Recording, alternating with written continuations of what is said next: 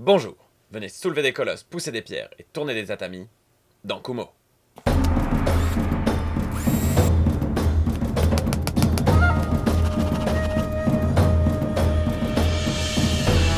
Dans Kumo, deux équipes s'affrontent dans un tournoi de Kumo. On va donc jouer des gens qui jouent à un jeu. Le but pour les Kumotori est de pousser l'énorme pierre qui se trouve au centre de la zone de jeu dans le camp adverse. Pour cela, chaque équipe dispose de 6 gros bras surentraînés à toutes les techniques du Kumo.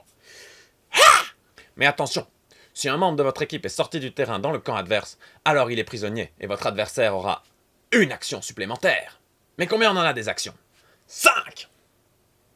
On va soit pouvoir bouger un athlète, hop hop hop hop, soit utiliser une technique du Kumo, soit changer de posture, soit libérer un partenaire, hop, soit faire tourner la reine. Tac tac tac tac tac tac tac tac tac tac tac tac tac tac. Mais à notre tour, on doit la faire tourner minimum une fois. Les arts martialistes que l'on contrôle ont 6 techniques spéciales. C'est normal, c'est des dés. 1. Portée. On prend un autre balèze et on le déplace sur une autre case. Ou alors en dehors du plateau.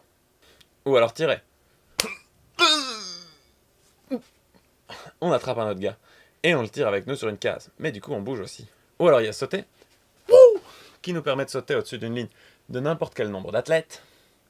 Il y a aussi la course. Oui, technique spéciale de Kumo.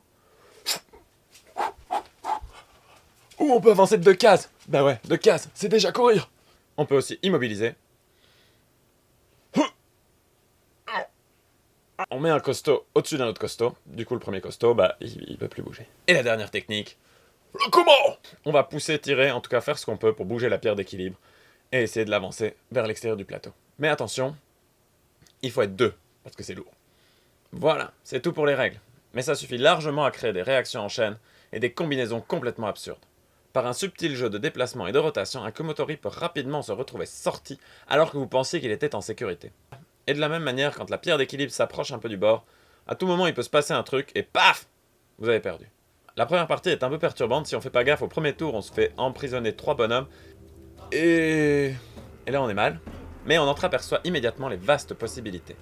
Par contre ici si vous avez un problème avec le placement dans l'espace et le calcul et l'anticipation, ouais c'est peut-être pas le jeu pour vous.